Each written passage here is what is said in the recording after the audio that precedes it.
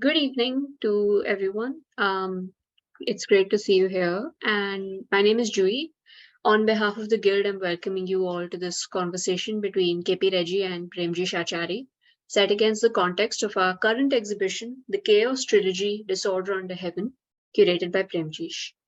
KP Reji received his bachelor's and master's degree from the MS University of Baroda.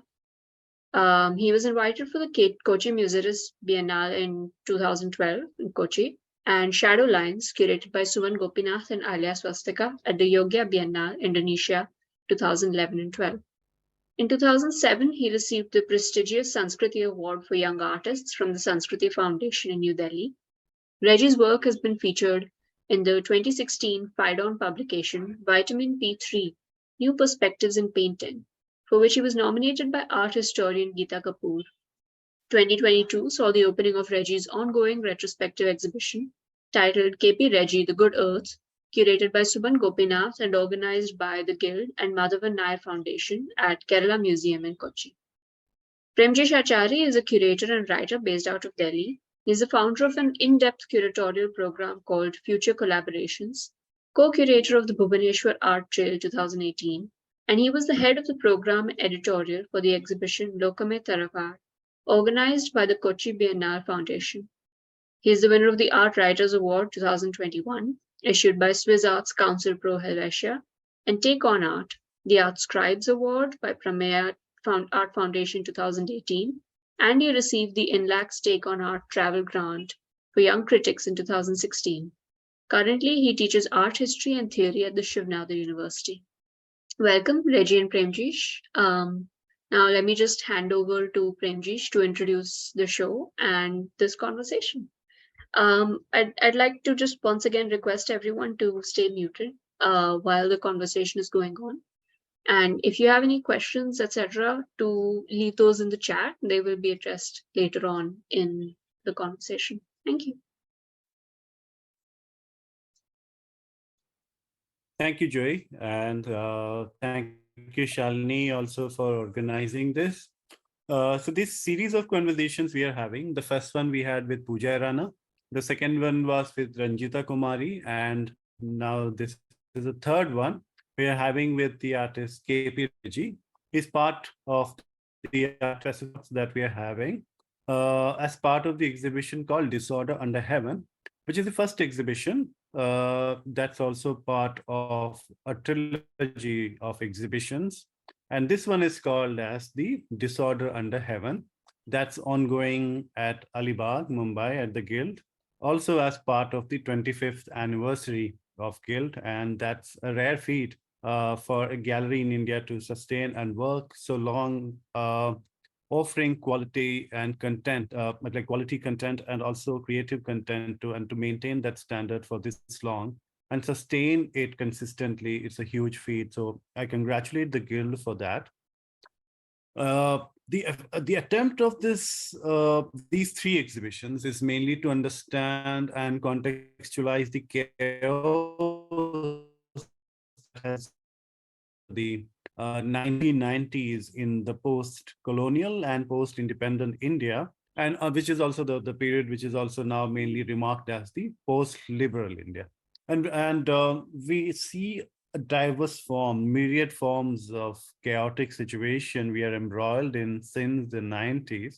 The rise of majoritarian politics, also the rise of identity politics, issues of homeland, citizenship, refugee crisis, climate change, and all those things. And we are bringing together artists to engage with these questions and to also contextualize how visually, aesthetically, we can understand these events. And these events are also not isolated because art community is also embroiled in these events. And even if we look at the history of contemporary art in India, there are important parallels that are attached with this. Uh, and even the rise of contemporary art, the rise of the art market, the rise of private galleries and private institutions, also slowly replacing public institutions, the rise of the biennials and the art festivals. So there are a lot of parallels that are there to engage with and understand and examine that what is going on and how these events, national and global, have played an important role in various aesthetic practices of collective and individual artists. That's the attempt of this exhibition. And today with us, I have KP Reji, who is also part of the first exhibition, Disorder Under Heaven, where I'm also engaging with a kind of a history from 1990s onwards and trying to understand the political chaos, the social chaos, and the economic chaos. So various artists have responded to that. So Reji, there are three paintings of Reji in this particular exhibition, and we will see that later on while we are having the conversation. Reji is also he is also having a solo show, mid-career retrospective called The Good Earth at the Kerala Museum, Kochi. So if you are visiting, please also uh, please go and see that show. But that also deals with system and how people continue with their life and these microforms and macroforms, both are forms of resistance against the systemic violence and what the systemic violence does to people is what we also see in those images. But it also has a kind of a what you call a retrospective charge to it because of the early works from Reggie's career, especially from his Baroda days that are also part of it. So it's a uh, again, when we talk about the everyday life, which is also a significant part of various art movements, various artistic practices, artists have reflected on everyday life throughout history, and especially starting from modernism. If you look at impressionists, like how they captured the city and all, and it's been an ongoing. There's nothing new about it. But what is new and what is interesting is how they capture it and what they are capturing and what hidden, what erased, and what marginalized visualities they are highlighting through this practice. So when we again look at the everyday life in India after the 1990s, there is definitely, and we have witnessed rapid economic growth and infrastructural development. There's no doubt about that. There's increased access to technology, improved infrastructure, and there's a shift towards urbanization, and there's a rise of a growing middle class. However, these changes have also accompanied by increased inequality and also environmental challenges too. We have seen the rise of technology, where the widespread adoption of technology had a profound impact on everyday life in India with the proliferation of smartphones, internet access, and everything. And this has led to the kind of way people communicate, socialize with each other, and share information and conduct business. The rise of consumer culture, the rise of urbanization. And this again an important part of Reggie's paintings.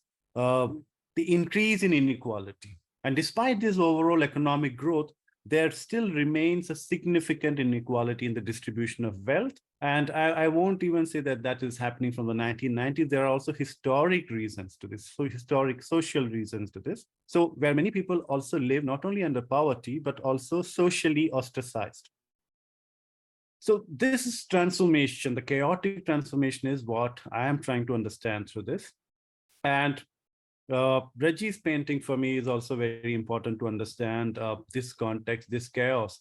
And the works which are in this exhibition, the three paintings, I will also like to start with that.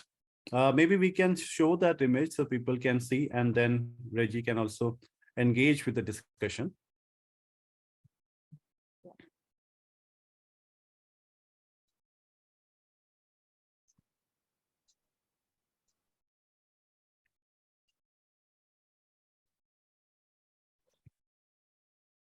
Thank you, Jude. These are the Thank you. recent Yeah. Reggie, is it visible? Would you like to say something Yeah, about these? I'm seeing it. I'm seeing it, and these are the works in this show. What is happening? What is curated by you? The if you look at the next, can you go for next slides? Next one. Next.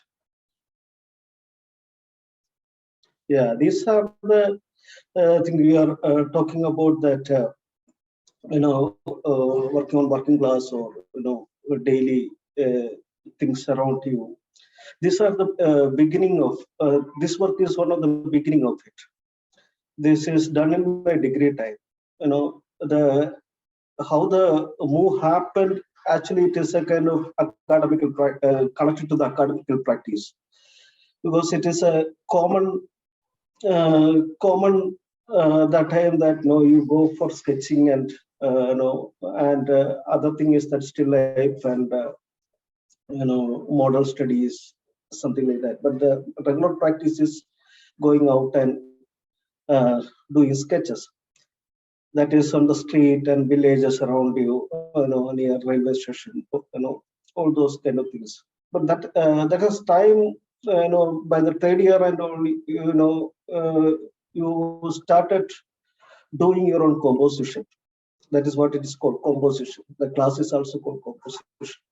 So what you do is that time it's a kind of regular, try to make a painting from the regular sketches.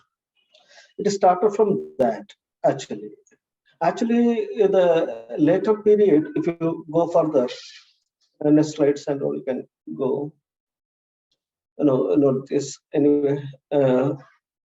Some of the works later, next slides you can show. Can you, next images? So it is all mixed up. Sorry. Anyway, these are coming later time.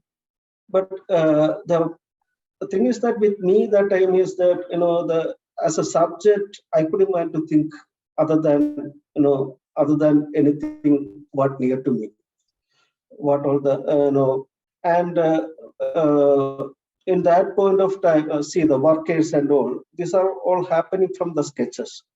This painting, I continue that practice from the academical. That academical practice I continued into my personal practice.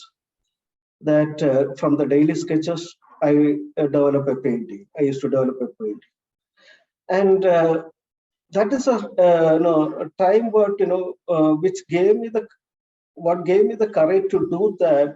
Is that time that I was looking at painting of Bhupen Gakkar or Sudhir Pradhan. That time their works gave me a courage to continue with my area of interest, because I couldn't want to think anything else, to do a painting other than the things what I see around me. So this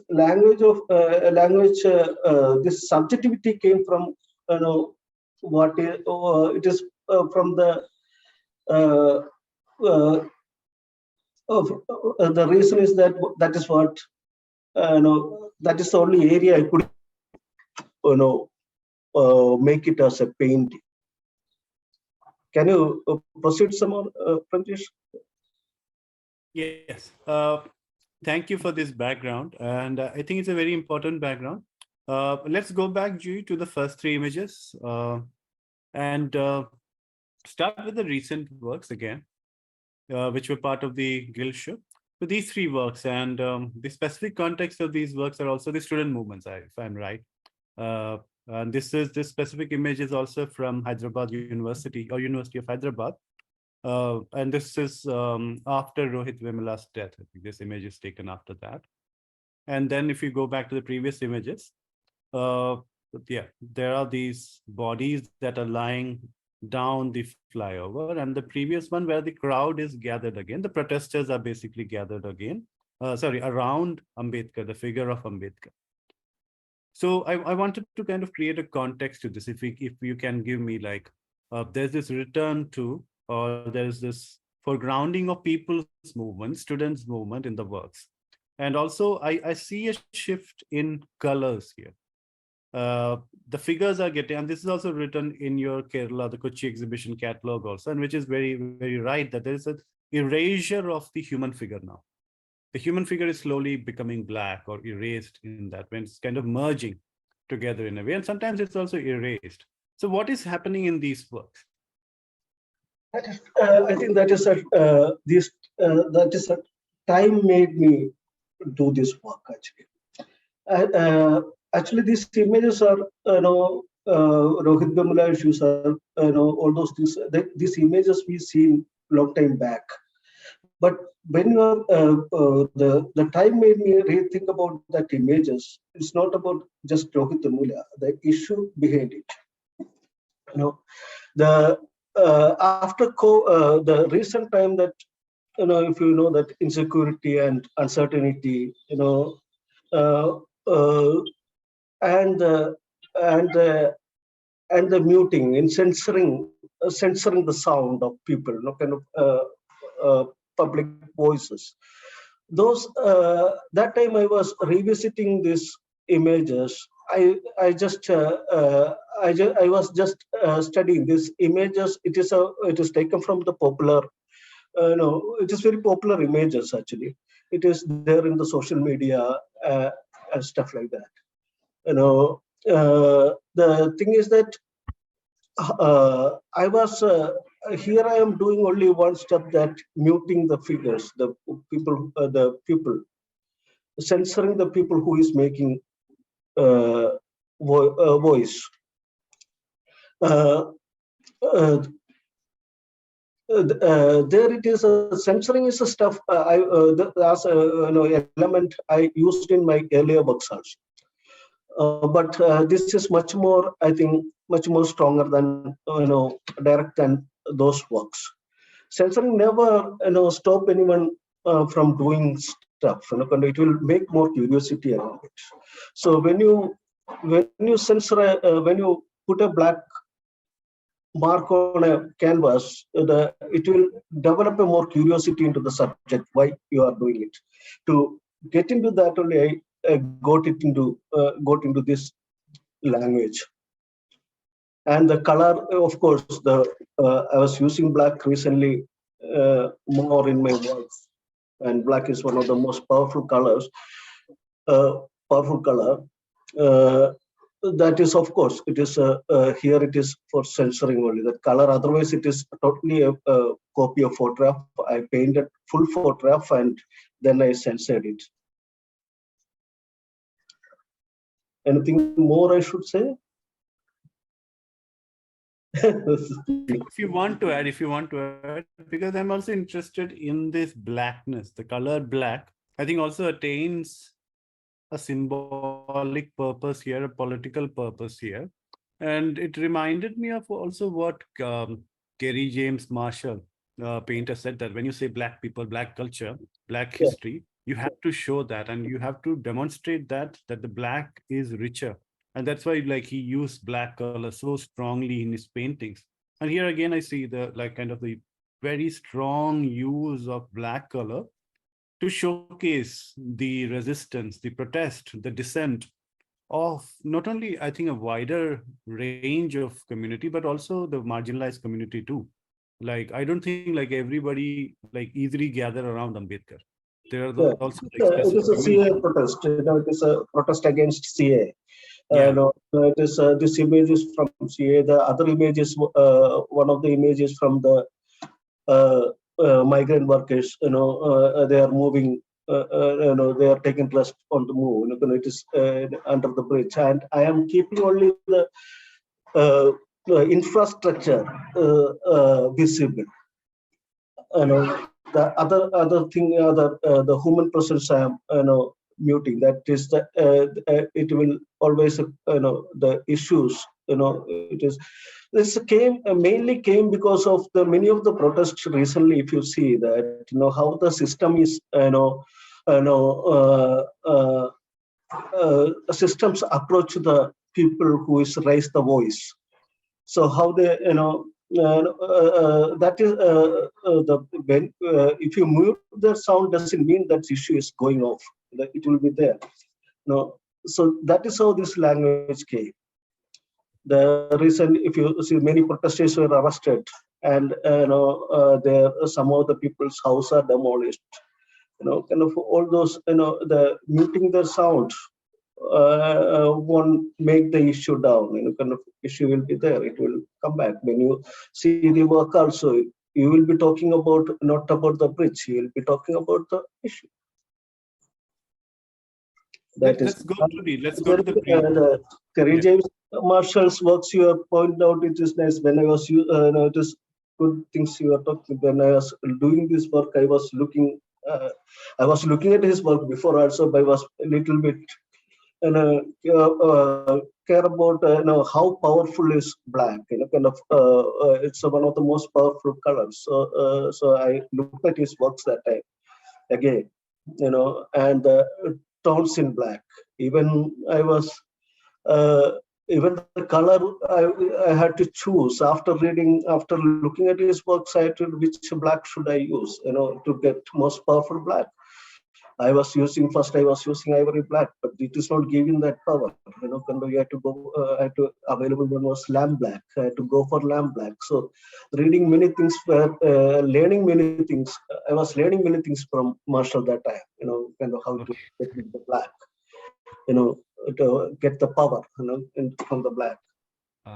Okay. And that's good that I I got the right connection also. That's good. So let's go to that work where the love painting. I was very curious by the love painting because it's not only the chronicle of everyday life, everyday work. In the background is like it's a city, it's a wall of a city that's acting as the background here, but there's also a glimpse of the sky.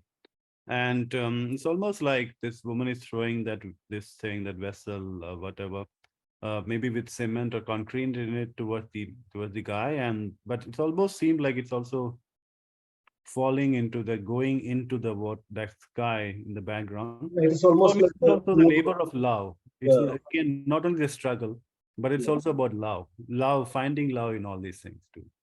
yeah, actually, this, as I said before, it is coming from the daily sketches. But the major thing is I done various love painting, kind of various, so some of it started from my personal some experience, that milk pouring man and all that is all coming from the personal experience. And this is the thing is that if you look at, I used to watch a lot of movies, and I used to read some stories, especially by Kimamo Bashir and all this kind of many of these things. It is clear thing is that love is a carrier. Love is used as a carrier to say many other things, kind of other things in the society. That if you look at even popular movies like Bombay or any movies, so love is the thing which is carrying all the talking all the issues around you. It's a popular movie. There are other movies. I love Chaplin. Chaplin is one of my favorite uh, uh, filmmaker. He uses love into talk about dictator, talk about other almost all his other movies. Love is the major thing, but he is talking about the issues around issue. Something else also is popping up in it. So I use the same strategy here, and that is how this love painting I started using continuously. I started doing the love paintings. You can tell many other things, and uh, of course, there is a kind of last time when we were talking, I told that love, the work is that is a kind of emotion which doesn't have caste, class, or anything. It can get into people very easily. Even Chaplin's movie, you don't have to be a tramp to know the love. You know, can get into it. Um, let's also look at some other works, but I basically want to also look at ask you this question about, since we are dealing with the chaos from the 1990s onwards. I want to understand that your own observation about the larger political, economic, and social chaos that has happened after the 1990s. And I know that you have been also at the forefront of a significant student protest in Baroda too. Like you all have witnessed that happening too, and like how a campus has been attacked, how a campus has been pulled down and kind of torn apart through that protest. but also like your own observations on caste movement, anti-caste movement, to be specific, but also the rise of a kind of religious nationalism and all. Like, how do you see that, and how do you kind of reflect that through these micro situations? I know the issues were which we were. I was out from. I was out when I was the issue was which Baroda issue was happening. I was out of the institution that time, but everybody was got affected. Which is the first time it is happening in our history. Some other outsiders are coming and kind of uh, you know distracting the academic practice. The show was part of the academic practice that it's an exam. So it was shocking for us first. When that was shocking, there were students protested. It is not that. After that, how the environment changed. How the institution started reacting, how we ourselves started feeling little alienated from the institution, detachment, and the many of the students were felt insecure. That after effect of that issue,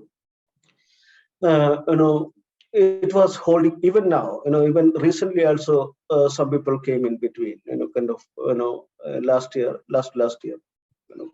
This. But this is not in this art practice. Any other issues, other thing. It is occurring. Reoccurring these issues, this insecurity and uncertainty. There, there we can we have. It is. I used to take it as obstacles and kind of how to overcome from it. It is the fear put on you, kind of how to get out of that fear. Actually, many of the people after that, you can see the works were changed. Many people started, reacting to it. It is not that this kind of issue can mute people. It can make more sound only. It is a kind of it will come if you look at all the works what is done all these times after those issues. Even after there is a attack on Hussein's work, or after that, how there are people will react. That will happen in the history. It is already it is the history showing that kind of any time if there is a kind of action, there will be a reaction. So that is one thing which but those time I used to continue my practice connected to what I was my own inquiries, but this time it was not like that. It was much more direct. It become in the COVID time. It was much more it is last few years it has become much more much more powerfully attacking in your brain, kind of that uncertainty and certainty and insecurity and fear. So that is why I think if you see my recent solo show also, there are a lot of changes in that language.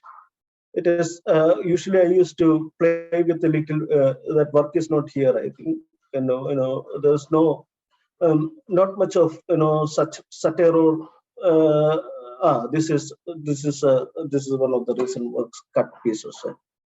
It is coming much more direct. The last few years experience is the time. I think each and everyone, even you started thinking about the subject for this solo show because it is affecting you that directly. It is kind of many people are doing it. It's not just me. That environment is common for everyone. Everyone.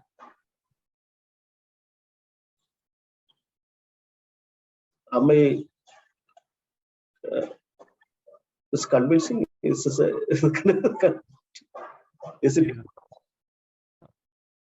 Yeah. Let's go to the last image, because I just want to connect with what you said earlier also. The large panel, the protest panel paintings, the last one.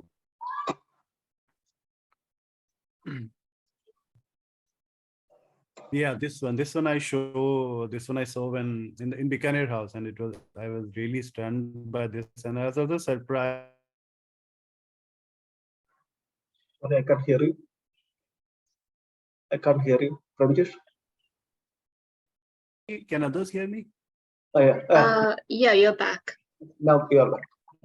Okay. I was just saying that I saw this in the Bikaner house show, and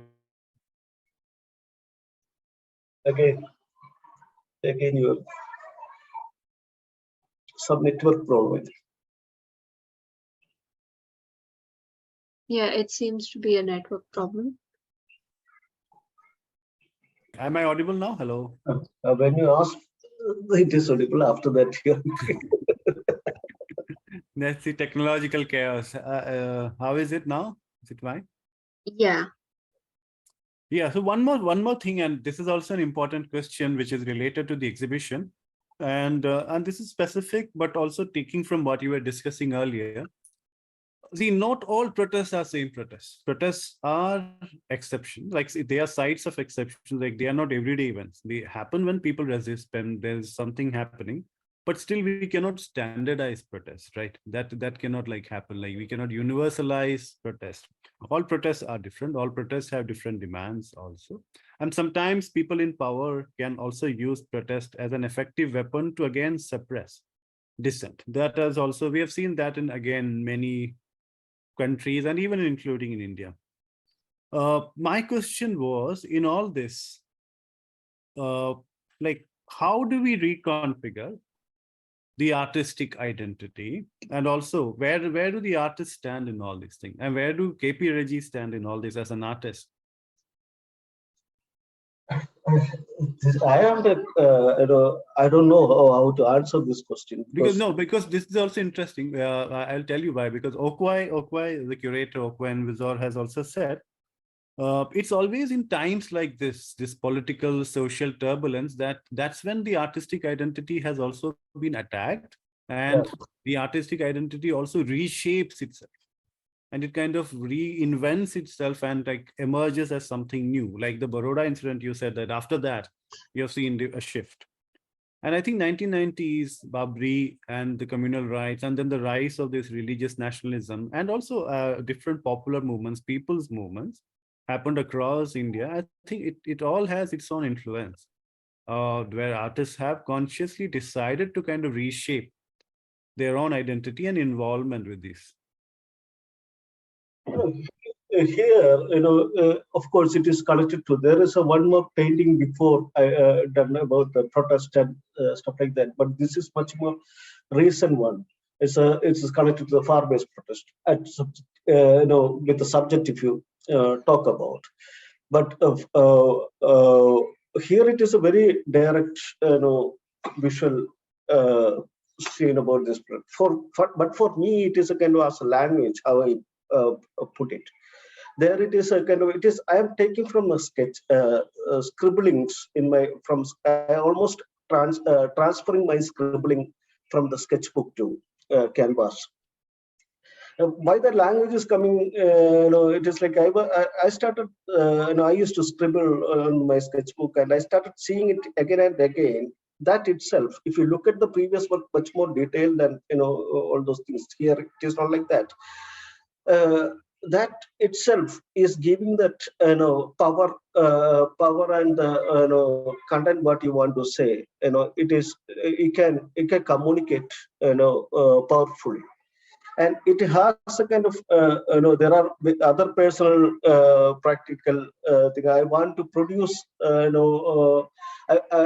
was getting impatient also in producing production. I used to take long time, but I had to find a language which can control me, kind of my temperament. That is also part. So this is a kind of so. for me here, the issues are, what you are talking about, this all these public issues. It will be there. It is there, and many people are done it. Many people are, dealing with that Yeah, yeah. issue in their Yeah, I heart. also became very nostalgic about this because it reminded me of Somnath Horse, Yeah, Tebaga protests and all those kind of images, which we don't do anymore, which we don't see around us anymore. yeah. That is also those works has that kind of, that kind of it is all, even the expressionist, some of the works has the expressionist tendency. It's a time will, get into that language. Even if you take Somna Hor also, I think it's not looking at his work I'm doing, but it is a kind of language which Yeah, yeah. automatically coming to you in that time, kind of it is and the thing is here, when you say, I'm very sure the black is a powerful color, so I can communicate much more powerfully in this. You know, it is giving almost a kind of same kind of power that what I done. That there's a triptych which is there, which have got a lot of narration in it, but here also giving the, here it is much more powerfully, it is getting into the.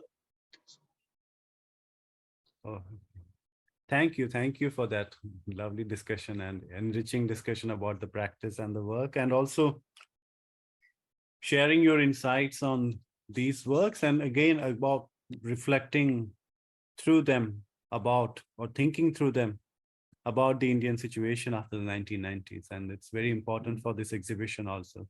Thank you, Reji. But if there are any questions, please, you can type in right now, or if there are comments, anything, please, you can do that here right now. And Reji, would you like to add anything to this discussion? Anything? No, I just want to thank you people. I had some issue with my hearing, so I am getting echoed.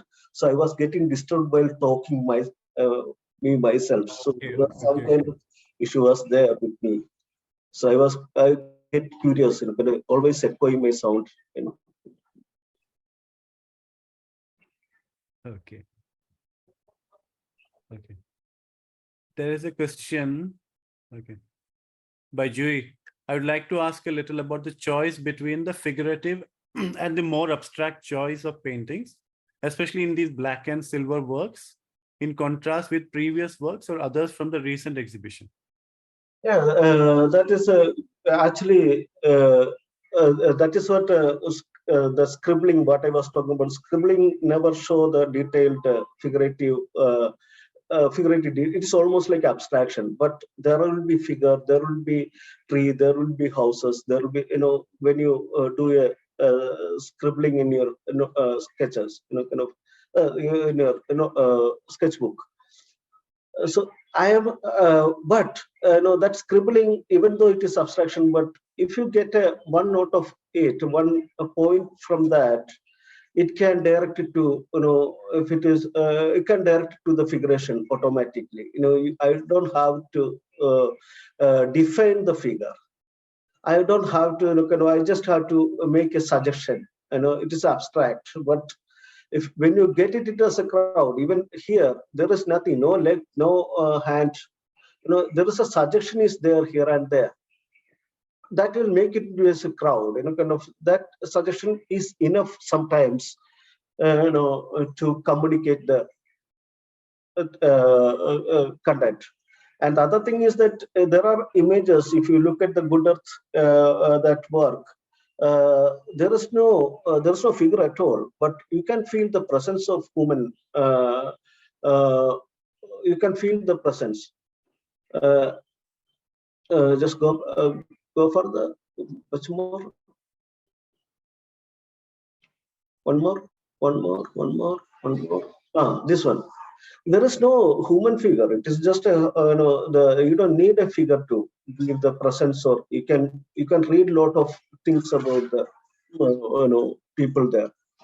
And the other visual aspect I used to use, visual technique I used to use, that there won't be any kind of logic in with the logic won't work here with it. The trees are even the small plant can be bigger than a house.